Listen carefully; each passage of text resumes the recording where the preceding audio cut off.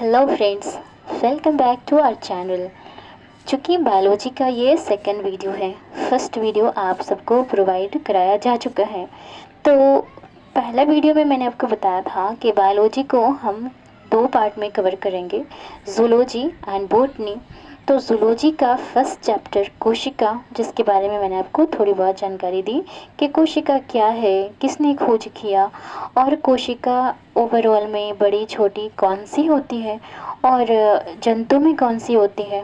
फिर मैंने आपको सेल के बारे में यानी कोशिका के बारे में बताया था कि कोशिका जो है वो एक झिल्ली नुमा संरचना है और इसी झिल्ली को कोशिका कोशिका झिल्ली या कोशिका प्लाज्मा झिल्ली कहते हैं, या फिर इसे अंग्रेजी में सेल मेम्ब्रेन कहते हैं। और इस कोशिका के अंदर बहुत सारे ऑर्गन होते हैं, like mitochondria, Golgi body, centrosome, vacuoles, interplasmic reticulum, lysosome, nucleus. इतने सारे ऑर्गन होते हैं और इन सारे का क्या क्या काम होता है, थोड़ी बहुत जानकारी मैंने आपको दी थी। आज जानेंगे डिटेल से, पूरे डिटेल में जानेंगे इन सब के बारे में। तो चलिए वीडियो को शुरू करते हैं। चलिए अब जानते हैं माइटोकॉन्ड्रिया के बारे में। माइटोकॉन्ड्रिया को हिंदी में कहते हैं सूत्रकणिका, जिसकी खोज अल्टमैन नामक व्यक्ति ने 1886 में की थी। माइटोकॉन्ड्रिया की आंतरिक दीवार को कहते हैं क्रिस्टी। और माइटोकॉन्ड्रिया में ना बहुत सारे काम होते हैं। आंतरिक श्वसन होता है, क्रिब्स चक्र चलता है। तो आंतरिक श्वसन को प्रोसेसिंग जानते हैं, ये कैसे होता है। जब हम सांस लेते हैं तो सांस के माध्यम से जो हवा हमारे लंग्स में, हमारे फेफड़े में स्टोर होती है, तो हवा में सबसे ज़्यादा क्या है, ऑक्सीजन है, फिर नाइट्रोजन है, कार्बन डाइऑक्साइड है। तो ये ऑक्सीजन को हमारे माइटोकॉन्ड्रिया तक यानी एक एक सेल तक पहुंचाने का काम ब्लड का है। ब्लड के माध्यम से ऑक्सीजन माइटोकॉन्ड्रिया तक जाता है। ब्लड दे देता है किसको, सेल को। और सेल में कौन है, माइटोकॉन्ड्रिया। तो माइटोकॉन्ड्रिया में आंतरिक श्वसन के लिए ऑक्सीजन ज़रूरी है, तो ऑक्सीजन से आंतरिक श्वसन होता है, यानी कि वो आंतरिक श्वसन करने का काम माइटोकॉन्ड्रिया में होता है। सवाल पूछे जाते हैं जैसे कि आंतरिक श्वसन कौन करता है और कहाँ होता है, तो माइटोकॉन्ड्रिया में होता है। अब क्रेब्स सर्किल के बारे में जानें। तो क्रेब्स सर्किल जो है ना, इस माइटोकॉन्ड्रिया के अंदर एक चक्र होता है। जो चक्र होता है ना, उसको खोजने वाले थे क्रेब्स नामक व्यक्ति। क्रेब्स नामक व्यक्ति ने खोजा था चक्र को, क्योंकि ये एक चक्र टाइप का होता है और ये कुछ इसके वजह से एटीपी वगैरह बनते हैं। तो क्रेब्स नामक व्यक्ति ने पहली बार इस चक्र को ढूंढा, इसीलिए इसने अपने नाम से रिलेट करके इसका नाम दिया क्रेब्स चक्र। क्रेब्स चक्र चलता है माइटोकॉन्ड्रिया में, जिसके थ्रू 38 एटीपी का निर्माण होता है, जिससे 4.2 केजी कैलोरी प्राप्त होता है, जिससे बनता है एक ग्लूकोज। और एक ग्लूकोज बनने पर मिलता है हमें ऊर्जा यानी एनर्जी। क्योंकि एक ही सेल तो नहीं है हमारे पार्ट्स ऑफ बॉडी में, बहुत सारे सेल हैं, तो एक एनर्जी से तो कुछ होना नहीं है, थोड़ी सी एनर्जी से यानी 4.2 केजी कैलोरी से कुछ नहीं होगा। दिन भर काम करने के लिए बहुत सारी ऊर्जा की ज़रूरत होती है, बहुत सारी कैलोरी की ज़रूरत होती है। तो चूँकि जितना सेल है उसके हिसाब से हमें एनर्जी मिल जाता है काम करने के लिए सुबह से शाम तक। माइटोकॉन्ड्रिया को कहते हैं पावर हाउस या शक्ति गृह, याद रखेंगे। ये है सेंट्रोसोम। सेंट्रोसोम को हिंदी में कहेंगे तारककाई। सेंट्रोसोम की खोज बोबरी ने 1888 में किया था। सेंट्रोसोम का क्या काम है ना, कोशिका विभाजन या सेल डिवीजन। तो कोशिका विभाजन क्या है कि सेल जो है, सेंट्रोसोम जो है, जब कहीं पर हाथ कट गई, पैर कट गई, तो सपोज दैट वहाँ पर कि 500 या 5000 कोशिका मर गई। अब कोशिका को वहाँ पर जो मर चुकी, वहाँ पर जो खाली हो गया वो एरिया, वो पार्ट खाली हो गया जहाँ पर कटी थी, उसको भरने का काम करता है, यानी जल्दी जल्दी सेल डिवीजन करके इसका हेल्प करता है सेंट्रोसोम का राइबोसोम। आगे पढ़ेंगे राइबोसोम के बारे में। तो ये उस खाली जगह को भरने का काम करता है सेंट्रोसोम। कोशिका विभाजन जो है, सेल डिवीजन, वो दो पार्ट में हम देखते हैं कि सबसे ज़्यादा कोशिका विभाजन कहाँ पर होता है। तो पेट के दाएं तरफ है लिवर। लिवर में सबसे तेज़ी के साथ कोशिका विभाजन होता है। इसे हिंदी में यकृत या जिगर कहते हैं। यकृत या जिगर सबसे ज़्यादा होता है। आपने देखा होगा कि छिपकली का पूँछ अक्सर वो गिरा दिया करती है, क्योंकि उसमें सेल डिवीज़न बहुत तेज़ी से होते हैं। इसीलिए दूसरा नया पूँछ रेडी हो जाता है। उसको तो पता है कि सेल डिवीज़न हमारे पूँछ में तेज़ी से होता है, ले जाओ हमारी पुरानी पूँछ को। वो पूँछ छोड़कर भाग जाता है। चूहा वो भी ऐसा ही करता है ना। आप यूज़ मत कर लीजिएगा इस्तेमाल उसमें कि देखें ऐसा करके काट लेगा। अब देखते हैं कि जो सेल डिवीज़न है नहीं होता है, तो स्प्लीन में सेल डिवीज़न नहीं होता है। स्प्लीन पेट के बाएं तरफ होता है। स्प्लीन जो है वो ब्लड जो कि जो मर जाती है तो स्प्लीन में आकर स्टोर हो जाती है। स्प्लीन को या हिंदी में प्लीहा या फिर तिल्ली कहते हैं। तो स्प्लीन में सेल डिवीज़न किसी तरीके से नहीं होता।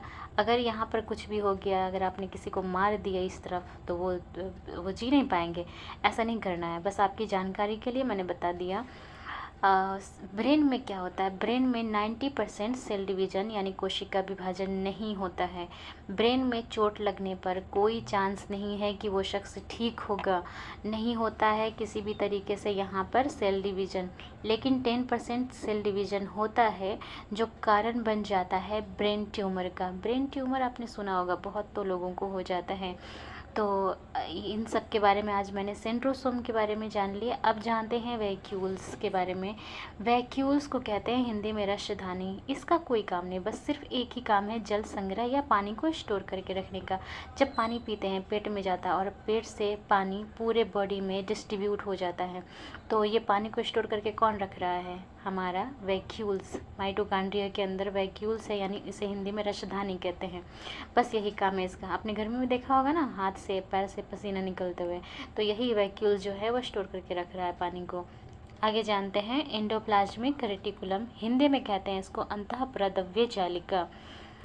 अब जानते हैं ईआर के बारे में, यानी कि एंडोप्लाज्मिक रेटिकुलम के बारे में जानते हैं। एंडोप्लाज्मिक रेटिकुलम को हिंदी में कहते हैं अंतःप्रदव्य जालिका। अंतःप्रदव्य जालिका ये जो है ना, ईआर शॉर्ट फॉर्म में से ईआर कहेंगे। एंडोप्लाज्मिक रेटिकुलम का काम है कोशिका को एकदम से टाइट फिट रखने का काम। जिस तरह से हमारी मांसपेशियों को चलने में मदद देता है हमारे बोन्स, हमारी हड्डियाँ, उसी तरह से हमारे बॉडी को भी फिट करके रखने का काम करता है। वरना बोन्स के बिना क्या ही बॉडी होता, आप इमेजिन करके सोच लीजिए। तो इसी तरह से जो कोशिका एकदम पचक ना जाए, वो टाइट और फिट रहे, तो ऐसे करके रखने का काम है, टाइट करके, है ना, कोशिका को। तो यही रखता है एंडोप्लाज्मिक रेटिकुलम। कोशिका का कंकाल कहते हैं एंडोप्लाज्मिक रेटिकुलम को।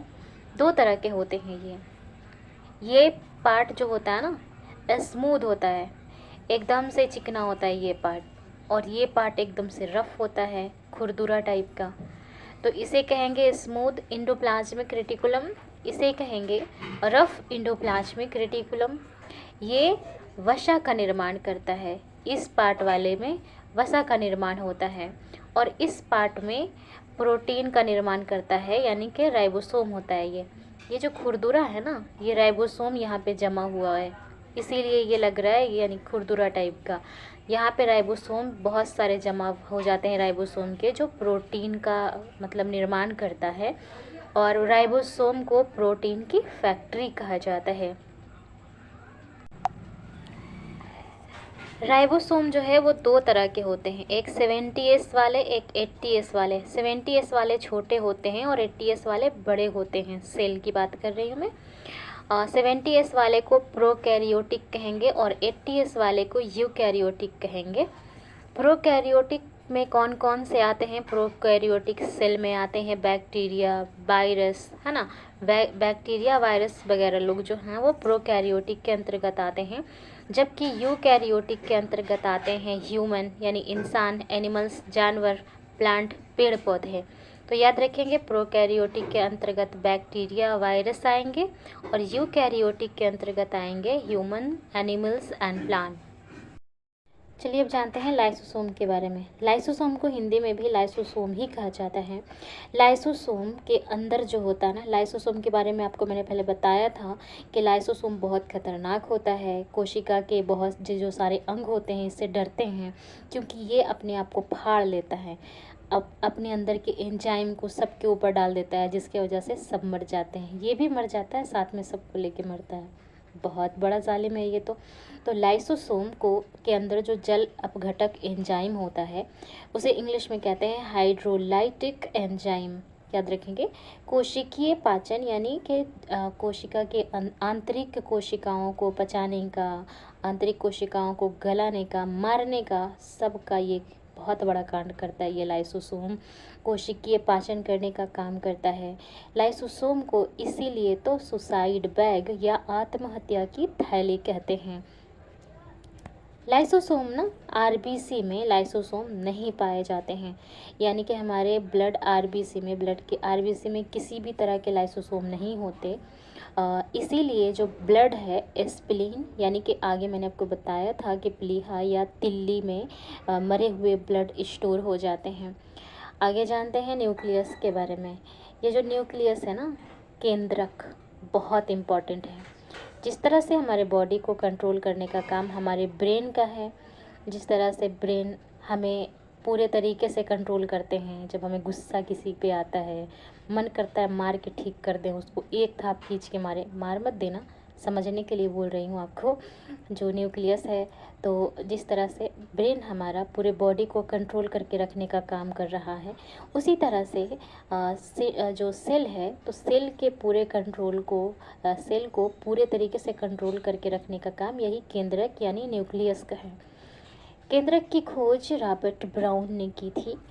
ब्रेन ऑफ सेल कंट्रोलर भी कहा जाता है न्यूक्लियस को, क्योंकि ये जो न्यूक्लियस है वो अपने सारे ऑर्गन से कहेगा कि माइटोकॉन्ड्रिया तुमको क्या काम है, एनर्जी बनाओ, गाल्जी बॉडी ऊर्जा का परिवहन तुम करो, वैक्यूल्स पानी स्टोर करके रखने का काम तुम्हारा है। लाइसोसोम को ये तब आदेश देता है जब सारे ऑर्गन है ना छुट्टी पे चले जाते हैं, काम नहीं करते हैं, तो न्यूक्लियस पहले बोलता है अरे काम करो, नहीं तो हम लाइसोसोम को इन्फॉर्म कर देंगे, सोच लो। तो वो बोलता है सारे अंग कि जाओ बोल दो जाकर, नहीं डरते।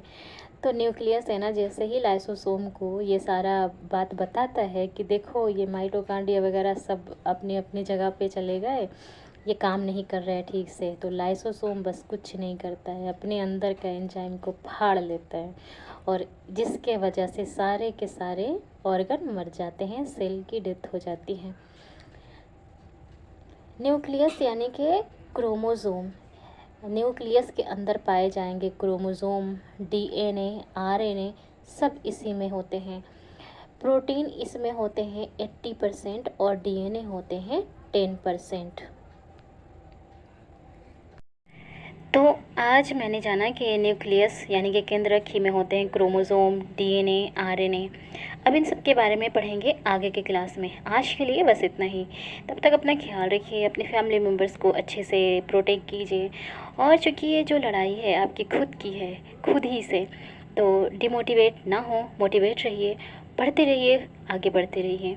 मिलेंगे अब नेक्स्ट वीडियो में, तब तक के लिए बाय बाय, जय हिंद। और हाँ, सब्सक्राइब करना मत भूलना, वीडियो बनाने में ना बहुत सारे एफर्ट्स लगे हैं। ठीक है, मिलते हैं नेक्स्ट वीडियो में।